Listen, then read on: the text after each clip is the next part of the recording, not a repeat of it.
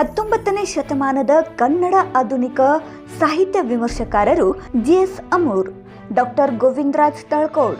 Independence Sangram ನ್ಯೂಸ್ಗೆ ಸ್ವಾಗತ. ಕನ್ನಡದ ಆಧುನಿಕ ವಿಮರ್ಶಕರಲ್ಲಿಯೇ ವಿಶಿಷ್ಟವಾದ ವ್ಯಕ್ತಿತ್ವವನ್ನು ರೂಪಿಸಿಕೊಂಡಿರುವಂತಹ ವ್ಯಕ್ತಿ ಜಿಎಸ್ ಅಮೂರ್ ಅವರು.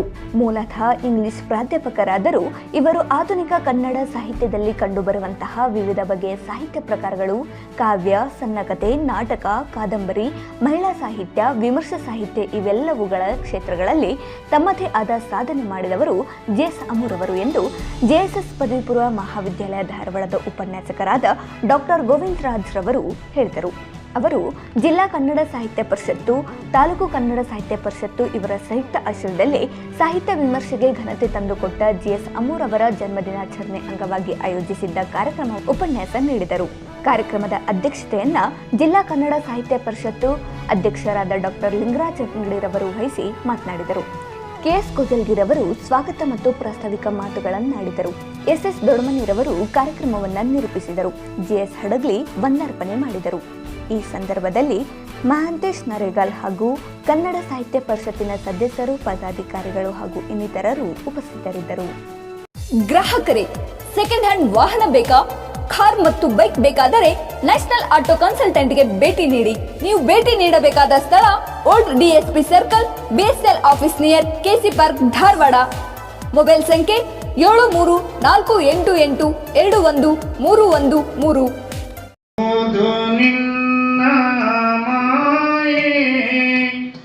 ಜಗವ ಸುತ್ತಿರುವುದು ನಿನ್ನ ಮಾಯೆ, ನಿನ್ನ ಸುತ್ತಿರುವುದು ಎನ್ನ ಮನ ನೋಡ, ನಿನ್ನ ಸುತ್ತಿರುವುದು ಎನ್ನ ಮನ ನೋಡ. ಜಗವ ಸುತ್ತಿರುವುದು ನಿನ್ನ ಮಾಯೆ, ಜಗವ ಸುತ್ತಿರುವುದು.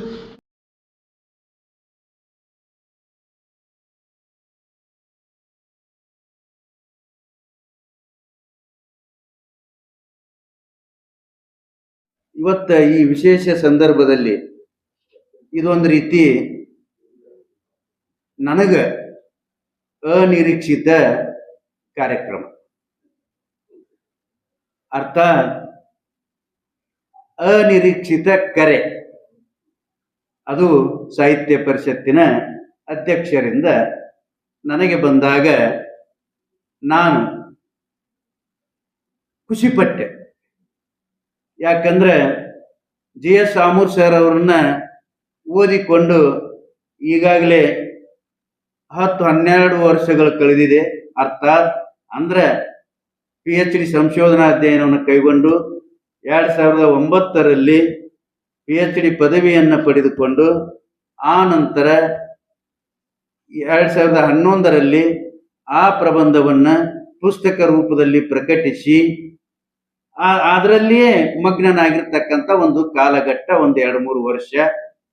ಆದ್ರೆ ಆ ನಂತರದ ದಿನಗಳಲ್ಲಿ ಮತ್ತೆ ನಾನು ಮರ್ತೇನಂತ ಅರ್ಥ ಅಲ್ಲ, ಅದಕ್ಕನುಗುಣವಾಗಿ ಬೇರೆಯಾದಂಥ ಸಾಹಿತ್ಯಿಕ ಚಟುವಟಿಕೆಗಳಲ್ಲಿ ನನ್ನನ್ನು ನಾನು ಅವಕಾಶ ಸಿಕ್ಕಾಗ ತೊಡಗಿಸಿಕೊಂಡಿದ್ದೇನೆ.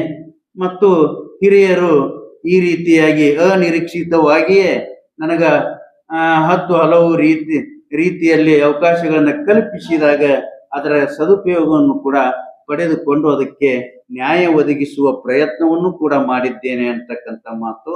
ಆದರೆ ಇಷ್ಟೊಂದು ವರ್ಷಗಳ ನಂತರ ಮತ್ತೆ ನನ್ನನ್ನು 1-2 ತಾಸಾದರೂ ಕೂಡ ಜಿಎಸ್ ಅಮೂರ್ ಕುರಿತು ಮರುಚಿಂತನೆ ಮಾಡಲಿಕ್ಕೆ ಅಥವಾ ಅವರನ್ನು ಓದಿಕೊಳ್ಳಲಿಕ್ಕೆ ಅವಕಾಶ ಕಲ್ಪಿಸಿಕೊಟ್ಟಂತ ಸಾಹಿತ್ಯ ಪರಿಷತ್ತಿನ ಅಧ್ಯಕ್ಷರಾಗಿರ್ತಕ್ಕಂಥ ನಮ್ಮ ಲಿಂಗರಾಜ್ ಅಂಗಡಿ ಸರ್ ಆಗಿರ್ಬೋದು, ನಮ್ಮ ಮಾರ್ಗದರ್ಶಕರಾಗಿರ್ತಕ್ಕಂಥ ನಮ್ಮ ಡಾಕ್ಟರ್ ಜೆ ಹರಳಿ ಸರ್ ಅವರಿಗೆ ನಾನು ಧನ್ಯವಾದಗಳನ್ನು ಅರ್ಪಿಸ್ತಾ ಇದ್ದೇನೆ.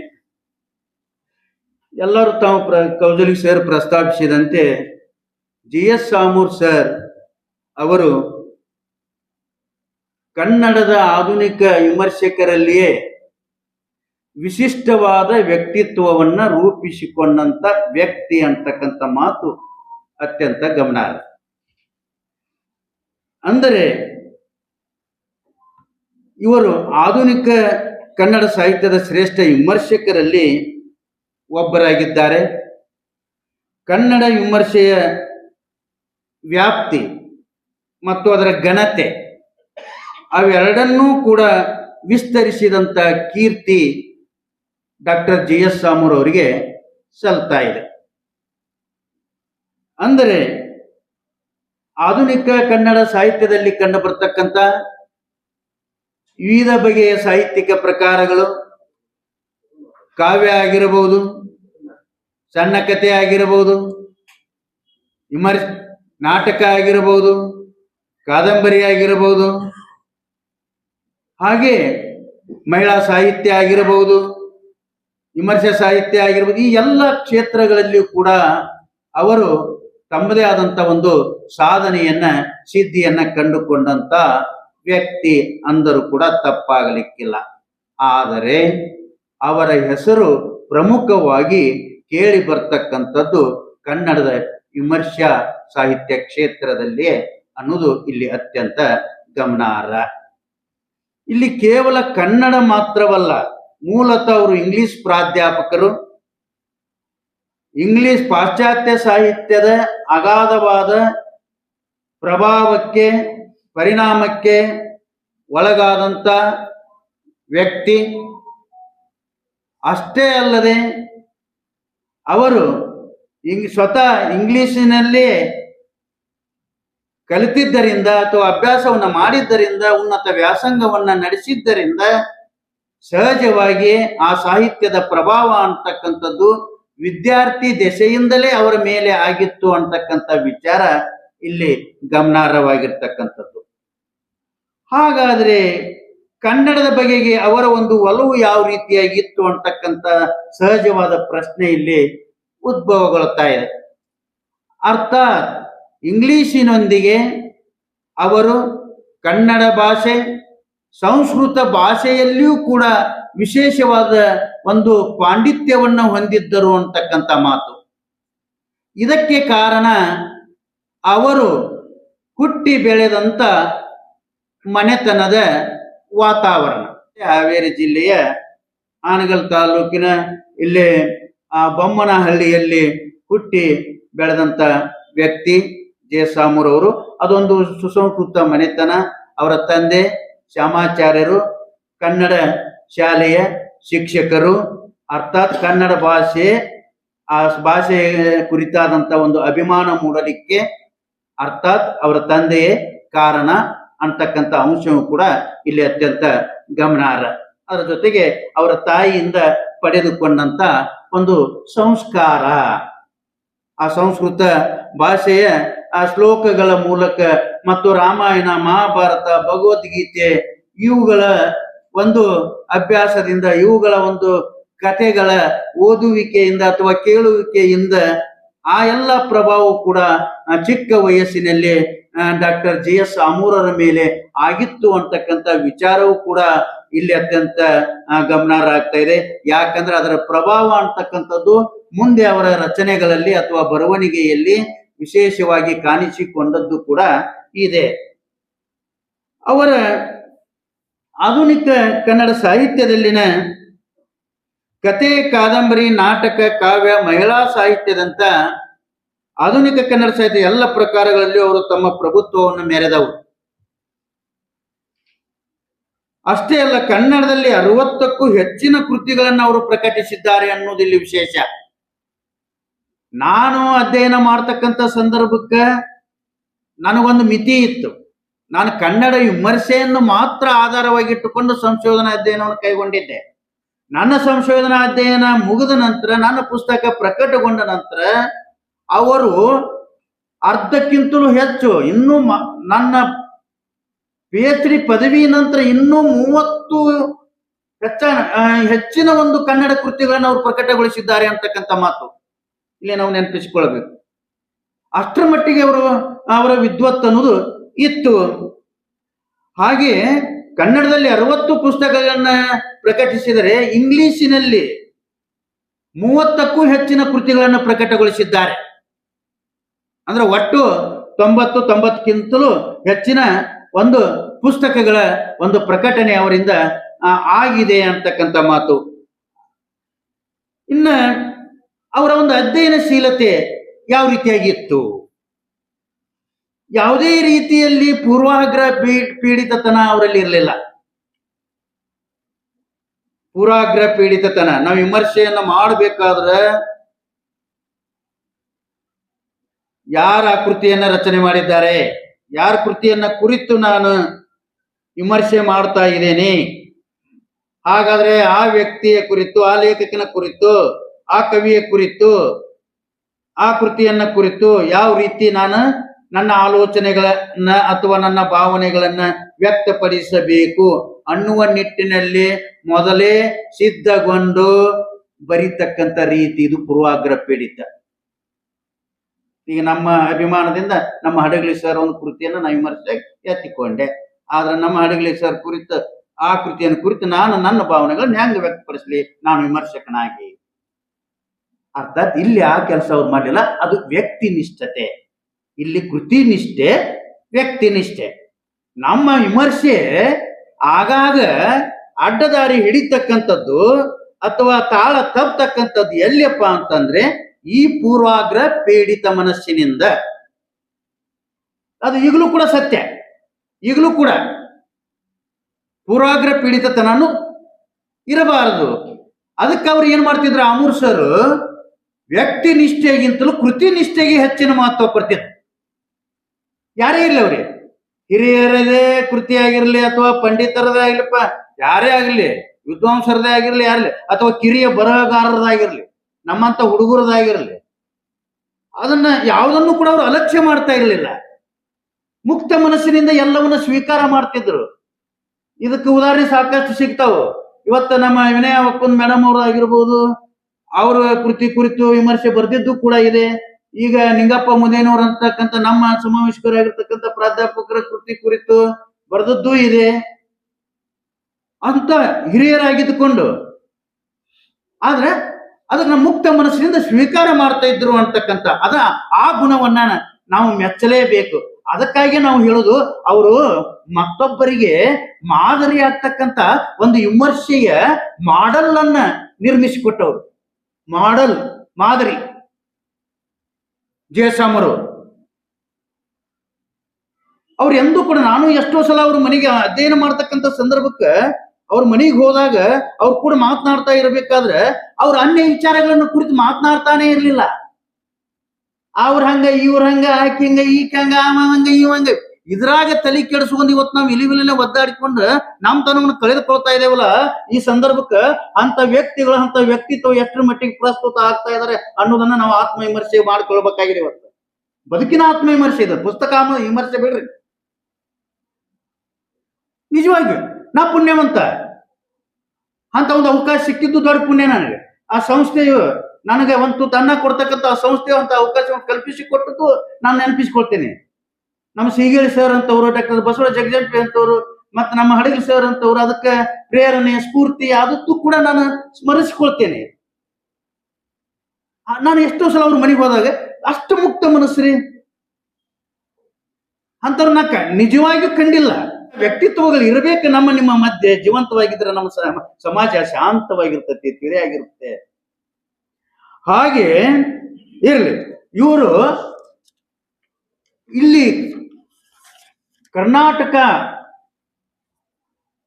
ಕಾಲೇಜಿನಲ್ಲಿ ಇಂಗ್ಲಿಷ್ ವಿಷಯದಲ್ಲಿ BA ಅಭ್ಯಾಸವನ್ನ ಮಾಡ್ತಕ್ಕಂಥ ಸಂದರ್ಭಕ್ಕೆ ಅವರಿಗೆ ಅನೇಕರ ಪರಿಚಯ ಕೂಡ ಆಗ್ತಾ ಇದೆ.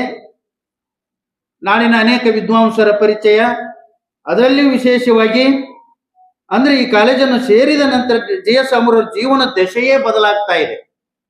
ಕರ್ನಾಟಕ ಕಾಲೇಜಿಗೆ ಬಂದ ನಂತರ ಅಲ್ಲಿ ಆದ್ಯ ರಂಗಾಚಾರ್ಯ, ತಾವೆಲ್ಲರೂ ಕೂಡ ಕೇಳಿದಂತೆ ಶ್ರೀರಂಗರು, ಅವರ ಒಂದು ಪ್ರಭಾವಕ್ಕೆ ಮೊದಲು ಒಳಗಾಗ್ತಾ ಇದ್ದಾರೆ JS ರಾಮರು.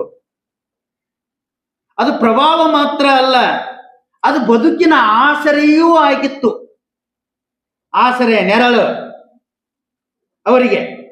ಅಂದರೆ ಅವರ ಆಶ್ರಯದಲ್ಲಿ ಬೆಳೀತಕ್ಕಂಥ JS ರಾಮರವರು ಅದೇ ಸಂದರ್ಭಕ್ಕೆ ಅರ್ಮಾಂಡೋ ಮೆನೆಜಿಸ್ ಅಂತಕ್ಕಂಥ ಇಂಗ್ಲಿಷ್ ಪ್ರಾಧ್ಯಾಪಕರ ಅವರ ಪ್ರಭಾವಕ್ಕೆ ಒಳಗಾಗಿ ಪದವಿ ಹಂತದಲ್ಲಿ ಕತೆ ಮತ್ತು ಕವಿತೆಗಳನ್ನ ಬರೆಯಲು ಪ್ರಾರಂಭಿಸ್ತಾರೆ.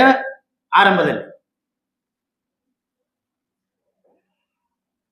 ಈ ಸಂದರ್ಭದಲ್ಲಿ ಕರ್ನಾಟಕ ಸಂಘದ ವಾರ್ಷಿಕ ಸ್ಪರ್ಧೆಯಲ್ಲಿ ಶ್ರೀರಂಗರ ಸಂಧ್ಯಾಕಾಲ ಎಂಬ ಕೃತಿಯನ್ನು ಕುರಿತು ಅವರು ಮೊಟ್ಟ ಮೊದಲ ಬಾರಿಗೆ ವಿಮರ್ಶಾ ಲೇಖನವನ್ನು ಬರೀತಾ ಇದ್ದಾರೆ.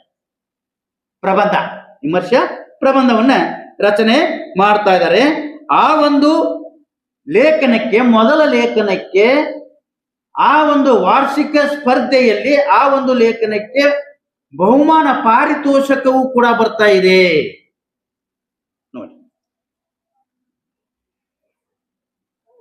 ಡಾಕ್ಟರ್ GS ಆಮೂರ್ ತಮ್ಮ ಹೆಚ್ಚಿನ ಒಂದು ಅಧ್ಯಾಪನವನ್ನು ಇಂಗ್ಲಿಷ್ ಭಾಷೆಯಲ್ಲೇ ಪೂರೈಸ್ತಾ ಇದ್ದಾರೆ. ಮೊದಲು ಅದು ಸಹಜ, ಅದರಲ್ಲೇ ಕಲಿತವರು, ಅದರ ಪ್ರಭಾವಕ್ಕೆ ಒಳಗಾದವರು. ಅದೇ ಸಂದರ್ಭಕ್ಕೆ ಪಾಶ್ಚಾತ್ಯ ಸಂಸ್ಕೃತಿಯ ಪ್ರಭಾವಕ್ಕೂ ಸಹಜವಾಗಿ ಅವ್ರಿಗೆ ಮೇಲೆ ಆಗಿತ್ತು ಅಂತಕ್ಕಂಥ ವಿಚಾರ. ಆದರೆ ಅವರ ತಂದೆ ಕನ್ನಡ ಶಾಲಾ ಶಿಕ್ಷಕರಾಗಿದ್ದ, ಕನ್ನಡ ಆಸಕ್ತಿ ಅವರಲ್ಲಿ ಸಹಜವಾಗಿ ಒಡಮೂಡಿತ್ತು ಅಂತಕ್ಕಂಥ ವಿಚಾರ ಈಗಾಗಲೇ ನಾನು ಪ್ರಸ್ತಾಪಿಸಿದ್ದೇನೆ. 1949ರಲ್ಲಿ MA ಇಂಗ್ಲಿಷ್ ಪರೀಕ್ಷೆಯಲ್ಲಿ ಪಾಸು ಮಾಡಿ ಕುಮಟಾ ಕಾಲೇಜು ಒಂದರಲ್ಲಿ ಇಂಗ್ಲಿಷ್ ಉಪನ್ಯಾಸಕರಾಗಿ ಸೇರಿಕೊಳ್ಳುತ್ತಾರೆ. ಆ ನಂತರ ಗದುಗಿನ ತೋಂಟದಾರ್ಯ ಕಾಲೇಜಿನಲ್ಲಿ ಉಪನ್ಯಾಸಕರಾಗಿ ಸೇವೆಯನ್ನ ಮುಂದುವರಿಸತಕ್ಕಂಥ ಇವರು ಈ ಸಮಯದಲ್ಲಿ doctor K Krishnamurthy, BH Sridhar, KG Shastri, LR Hegde ಅವರಂತ ಒಂದು ಸಹಪಾಠಿಗಳ, ಸಹೋದ್ಯೋಗಿಗಳ ಒಂದು ಸಹವಾಸ, ಅವರ ಒಂದು ಸಂಘ ಅಲ್ಲಿ ಅವರಿಗೆ ಸಿಗುತ್ತಾ ಇದೆ. ಅವರಂತ ವಿದ್ವಾಂಸರ ಸಾಂಗತ್ಯವೂ ಅಲ್ಲಿ ದೊರೀತಾ ಇದೆ.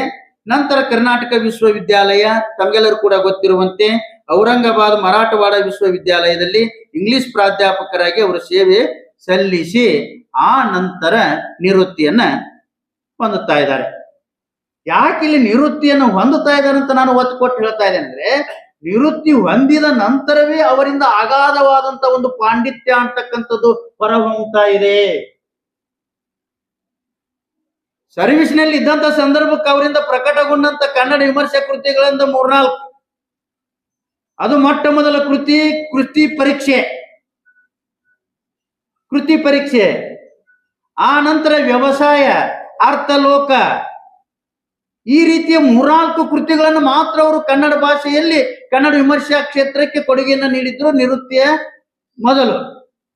ಆ ನಂತರ ಏನಿದೆಯಲ್ಲ, ನಿವೃತ್ತಿ ನಂತರ ಅವ್ರೇನು ಧಾರವಾಡಕ್ಕೆ ಬರ್ತಾ ಇರಲ್ಲ, ಧಾರವಾಡಕ್ಕೆ ಬಂದ ನಂತರ ಅವರ ಅಂತರಂಗದಲ್ಲಿ ಅಡಗಿ ಕುಳಿತಂತ ಆ ಒಂದು ಅಗಾಧವಾದಂತ ಪಾಂಡಿತ್ಯ, ಅದು ಇಂಗ್ಲಿಷ್ ಆಗಿರಬಹುದು, ಕನ್ನಡ ಆಗಿರಬಹುದು, ಸಂಸ್ಕೃತ ಆಗಿರಬಹುದು, ಅದೊಂದ್ ರೀತಿ ಹೆಂಗಪ್ಪ ಅಂದ್ರೆ ಮುಪ್ಪುರಿಗೊಂಡಂತ ಪಾಂಡಿತ್ಯ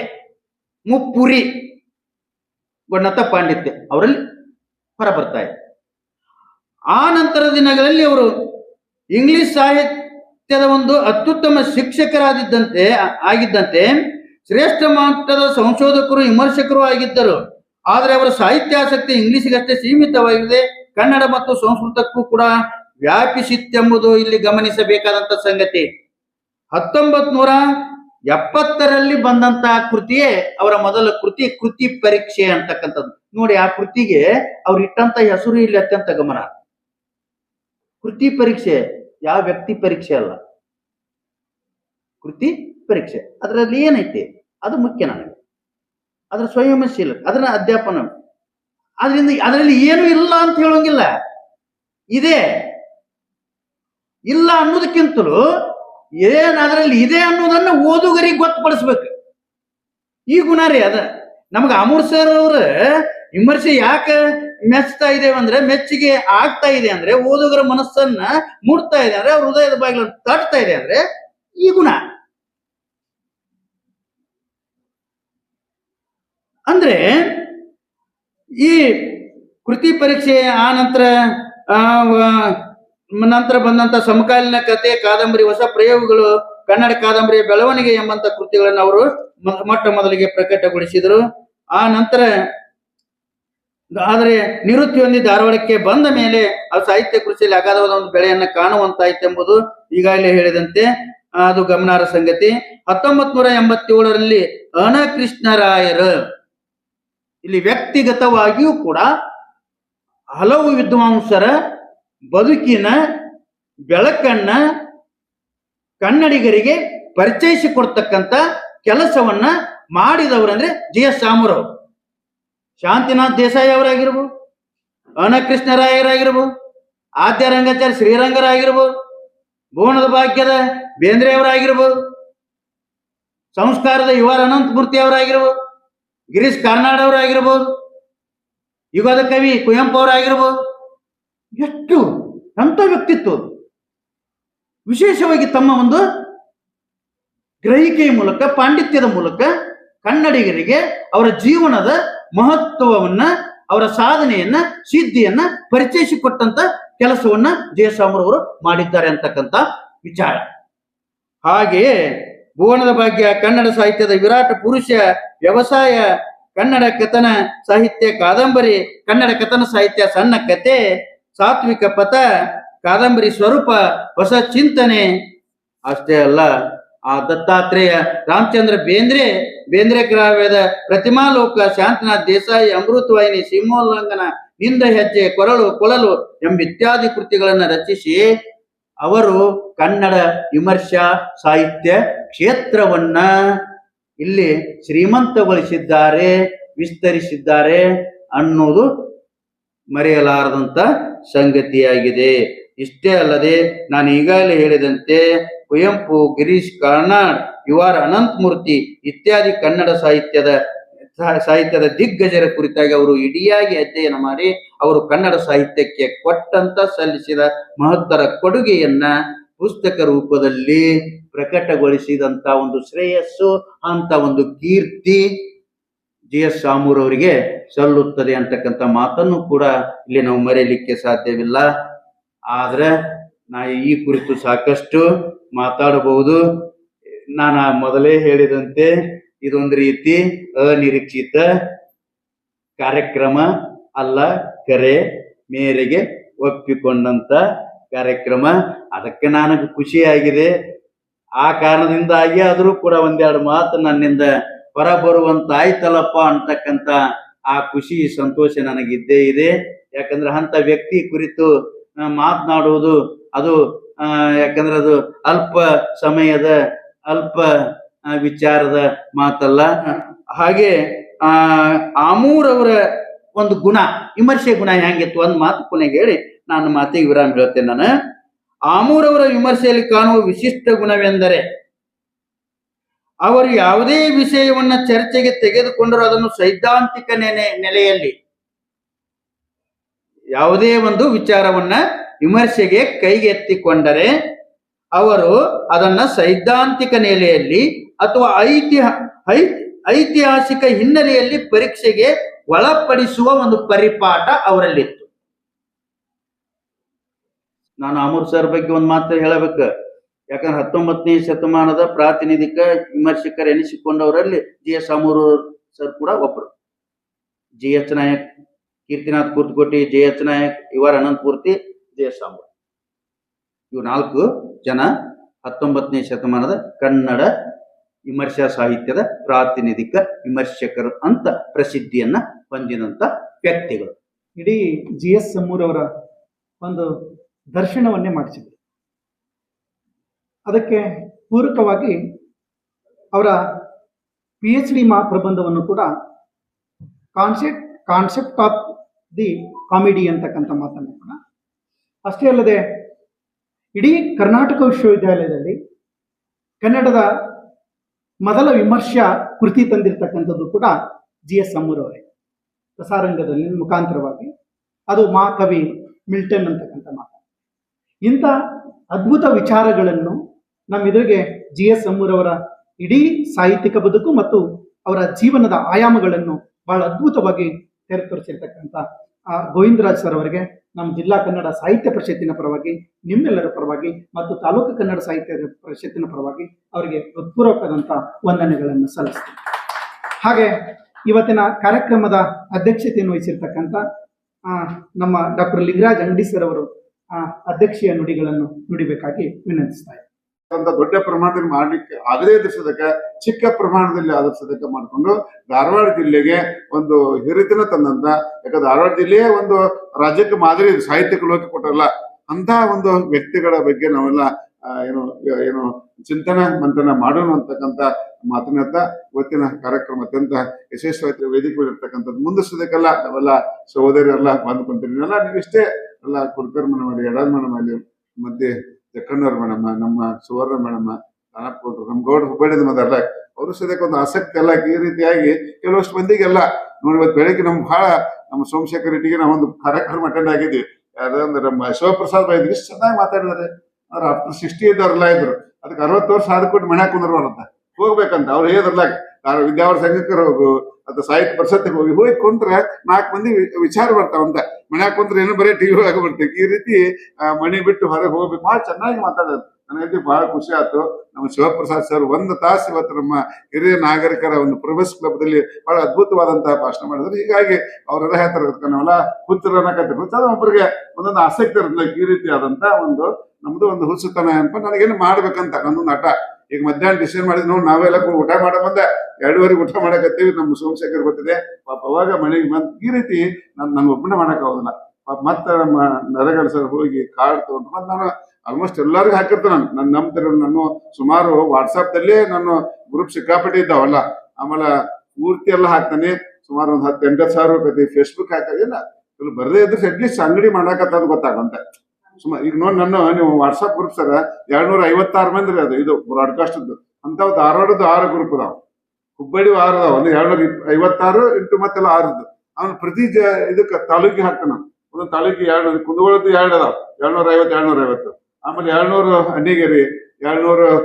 ನವಲಗುಂದ ಈ ರೀತಿಯಾಗಿ ಇಡೀ ನಮ್ಮ ಜಿಲ್ಲೆ ಒಳಗ ಏನ್ ನಮ್ಮ ಸದಸ್ಯರಿಗೆ ಏನ್ ನಡಕತ್ತೈತಪ್ಪ ಬರಕ್ ಆಗ್ಲಿಕ್ಕೆ ಅಟ್ಲೀಸ್ಟ್ ಸಾಹಿತ್ಯ ಪರಿಷತ್ ಜೀವಂತ ಐತಪ್ಪ ಮಾಡಕತ್ತಾನ ಅಂಗಡಿ ಸುಮ್ಮನೆ ಕುಂತಿಲ್ಲ ಅನ್ನುವಂತ ಇದ್ರೊಳಗ ನಾನ್ ಎಲ್ಲರಿಗೂ ಸಂದೇಶ ಕಳಿಸ್ತಾನೆ ಮತ್ ಮಾಧ್ಯಮದವ್ರಂತಿ ನಮ್ಗೆಲ್ಲ ನೋಡ್ ಪಾಪ ಕೋಟಿ ಅವ್ರು ಬಂದ್ರು ನಾನಂತಿ ದೊಡ್ಡ ನ್ಯೂಸ್ ಮಾಡ್ತಾರೆ ಸಾಹಿತ್ಯಕರ ಈ ರೀತಿಯಾಗಿ ಕೆಲವು ಜನ ಓದ್ತಾರೆ ಮತ್ತೆ ಅವರು ಅಭಿಮಾನಿ ಇರ್ತಾರೆ ಯಾರು ಅಮೂರ್ ಅವ್ರು ಅಥವಾ ಅಂಗಡಿ ಮಾಡಿದ್ರೆ ಅಮೂರ್ ಬಗ್ಗೆ ಅಂತಕ್ಕಂಥ ಭಾವನೆಯಲ್ಲಿ ಖಂಡಿತವಾಗಿ ಸರ ಹಡಗಲಿ ಸರ ನೀವೆಲ್ಲ 3 ಮಂದಿ ಕೊಡ್ಕೊಂಡು ಪ್ರತಿ ವಾರಕ್ಕೊಮ್ಮೆ ಧಾರವಾಡ ಜಿಲ್ಲೆಗೆ ದೊಡ್ಡ ಸಾಹಿತಿಗಳು ಅಂತ ಒಂದು ಲೇಡೀಸ್ ಇರಲಿ ಅಥವಾ ಜೆಂಟ್ಸ್ ಇರಲಿ ಅಂತ ಕೆಲವಷ್ಟು ಅವ್ರ ಬಗ್ಗೆ ಆಳವಾಗಿ ಅಧ್ಯಯನ ಮಾಡಿದಂತ ಕೆಲವೊಬ್ಬ ಪ್ರಾಧ್ಯಾಪಕರನ್ನ ಕರೆಸಿ ಒಂದು ಪ್ರಾಧ್ಯಾಪಕ ಅನ್ಸಲ್ಲ ಮತ್ತು ಬೇವಾಟ್ರಲ್ಲ ಪ್ರಾಥಮಿಕ ಶಾಲೆ ಇರ್ಬೋದು ಇನ್ನೊಂದು ಮನೆಲ್ಲ ತಂಬೂರ್ ಅಂತ ಅವ್ರ ಮಿಸಸ್ PhD ಮಾಡ್ಕೊಂಡ್ರ ಇಲ್ಲೇ ಪ್ರಾಥಮಿಕ ಶಾಲೆ ಶಿಕ್ಷಕರು ಆದ್ರೆ ಪ್ರಾಥಮಿಕ ಶಾಲೆ ಶಿಕ್ಷಕರು ಸದ್ಯಕ್ಕೆ ಒಂದು PhD ಮಾಡ್ಕೊಂಡು ಈಗ ನಾವಂತೂ ಎಲ್ಲ ಯಾರ್ಯಾರಿಗೆ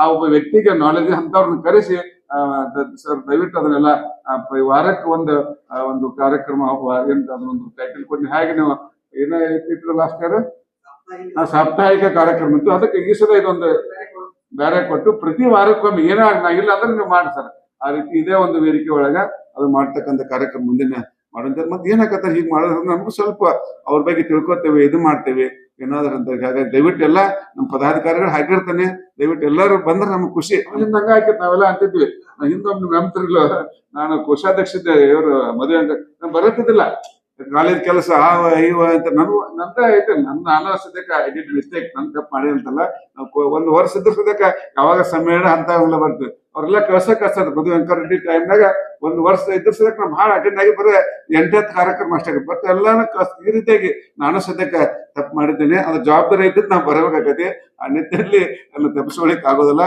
ಹೀಗಾಗಿ ಕೆಲವೊಂದು ಮುಂದಿನ ದಿನಮಾನದಲ್ಲಿ ನಮ್ಮ ಪದಾಧಿಕಾರಿಗಳು ಸ್ವಲ್ಪ ಆದರೂ ಬಂದು ಈ ಕಾರ್ಯಕ್ರಮ ಯಶಸ್ವಿಗೊಳಿಸದಂತೆ ನಿಮ್ಮ ಸಹಾಯ ಸಹಕಾರ ನಮ್ಮ ಮೇಲೆ ಇರಲಿ ತೆಪ್ಪಾದಾಗ ನಮ್ಗೆ ಹೇರಲ್ಲ ನಮ್ಮ ಬೆಡಿಗೆರು ಹೇಳ್ತಾನೆ ಅಂಗಡಿ ಹಿಂಗ್ ಮಾಡಿ ಅದು ಇರ್ಬೇಕಂದ್ರೆ ಸ್ಪೋರ್ಟಿವ್ ಆಗಿ ಆ ರೀತಿ ಒಳಗೆ ಒಳ್ಳೆಯ ಕೆಲಸವನ್ನು ಮಾಡೋಣ ಮತ್ತೆ ಈಗಂತ ನಮ್ಮ ನರಗಲ್ ಸರ್ ಎಷ್ಟು ಮೊನ್ನೆ ನಾವು ಕರಡಿ ಬಿಟ್ಕೋದು ಏನ್ರಿ ಅಲ್ಲಿ ಆ ಜನ ಅವ್ರ ಆಧಾರ ಆದಿತ್ಯ ನಿಜಕ್ಕೂ ಮೇಡಮ್ ಅಲ್ಲಿ ಹುಡುಗರ್ದು ಆ ಊಟ ಮಾಡಿ ಇಷ್ಟು ಖುಷಿ ಆತರಿ ಮೆಂತೆಪಲ್ಲಿ ಅಕ್ಕರಕ್ಕಿ ಆಮೇಲೆ ಅಂದ್ರೆ ಯಾರು ಮಾಡ್ತಾರಂತ ಎಷ್ಟೋ ನಮ್ಗೆ ಚಾ ಕೊಡೋದಿಲ್ಲ ಅಲ್ಲೆಲ್ಲಾ ಸಿಬ್ಬಂದಿಯವ್ರು ಇಷ್ಟು ಕರ್ನಾಟಕ ಪಬ್ಲಿಕ್ ಸ್ಕೂಲ್ ಅಂತೇಳಿ ಎಲ್ಲಾ ಸ್ಟಾಫ್ ಎಲ್ಲ ಕೊಡ್ಕೊಂಡು ಇಷ್ಟು ಅಲ್ಲಿ ಬಿಲ್ಡಿಂಗ್ ನೋಡೋಕೆ ಮೇಡಮ್ ಅವ್ರ ಆಧಾರ ನಿನಗಂತೂ ಬಹಳ ಖುಷಿ ಆಯ್ತು ಈ ರೀತಿಯಾಗಿ ನಾವೇನ್ ಮಾಡಿದ್ವಿ ನರಗಲ್ ಸರ್ ನಾವೆಲ್ಲ ಕೊಡ್ಕೊಂಡು ನಮಗಂತ ನಮ್ಮ ಲಗಮಣ್ಣವ್ರು ಅಂತೇಳಿ ಅಂತ ಒಳ್ಳೆಯ ಸಂಯುಕ್ತ ಕರ್ನಾಟಕ ರಿಪೋರ್ಟರ್ ನಮ್ಮೆಲ್ಲ ಪಾಪ ಆಸಕ್ತಿ ಈಗಾಗಲೇ 6-7 ಕಾರ್ಯಕ್ರಮ ಮಾಡೋದು ಅದಕ್ಕಾಗಿ ನಾವು ಏನ್ ಮಾಡಾಕತ್ತೀವಿ ಧಾರವಾಡ ತಾಲೂಕಿನ ಒಂದೊಂದು ಹೈಸ್ಕೂಲ್ಗೆ ಹೋಗಿ ಅಲ್ಲಿ ಕನ್ನಡದ ಬೋಧನೆ ಬಗ್ಗೆ ನಮ್ಮ ಶಿವಾನಂದ ಕಲ್ಲೂರು ಬಹಳ ಚೆನ್ನಾಗಿ ಮಕ್ಕಳಿಗೆಲ್ಲ ಇದು ಮಾಡಿ ಈ ರೀತಿಯಾಗಿ ಮತ್ತೆ ನಾಳೆಗೆ 6ನೇ ತಾರೀಕು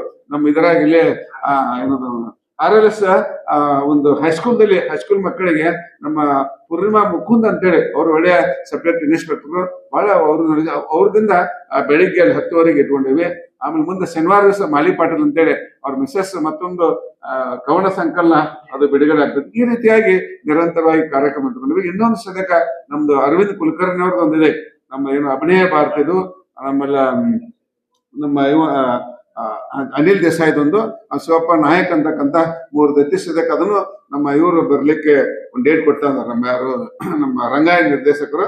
ಅದನ್ನ ನಮ್ಮ ಇಲ್ಲೇನು ಗೌರ್ಮೆಂಟ್ ಜೂನಿಯರ್ ಕಾಲೇಜ್ ಇದೆ ಬೆಲ್ಲದಂತೆ, ಅವರು ನಾವು ಕೊಡ್ಕೊಂಡು ಇಲ್ಲೇ ಸಾಹಿತ್ಯ ಭವನದಾಗ ಬೆಳಗ್ಗೆ 1 ದಿವಸ ಅದನ್ನು ಮುಂದಿನ ವಾರದಲ್ಲಿ ಮಾಡ್ತೀವಿ ಅಂತಕ್ಕಂಥದ್ದು. ಮತ್ತು ನಮ್ಮ ಸುವರ್ಣ ಸುರ್ಕೋಡ್ ಮೇಡಮ್ ಒಂದು ವಕೀಲರು ದಿನಾಚರಣೆ ಮಾಡೋಣ. ನಾನು ಸದ್ಯಕ್ಕೆ ವಕೀಲಾಗೇನೆ, ಸ್ವಲ್ಪ ಮಟ್ಟಿಗೆ ಆದ್ರೆ ನಮಗೂ ಸಂಪರ್ಕ ಆಯ್ತಂತ ಈ ರೀತಿಯಾಗಿ ಒಳ್ಳೆ ಅಂದ್ರೆ ಅದು ನ್ಯಾಯಶಾಸ್ತ್ರ ಮುಖ್ಯ. ಇವಾಗ ಅಲ್ಲಿ ಕೆಲವು ಒಂದಷ್ಟು ಒಳ್ಳೆಯ ಏನೋ ಒಂದು ನ್ಯಾಯಾಧೀಶರು ಇರ್ತಾರೆ, ಅಂತ ಕೆಲವಷ್ಟು ನ್ಯಾಯಾಧೀಶರು ಕರೆಸಿ ಕೆಲವಷ್ಟು ಅದನ್ನು ಮುಂದಿನ ಇದರೊಳಗ ಮಾಡೋಣ ಅಂತ ನಿರಂತರವಾಗಿ ವಾರಕ್ಕೊಮ್ಮೆ 2 ಮಾಡೋಣ.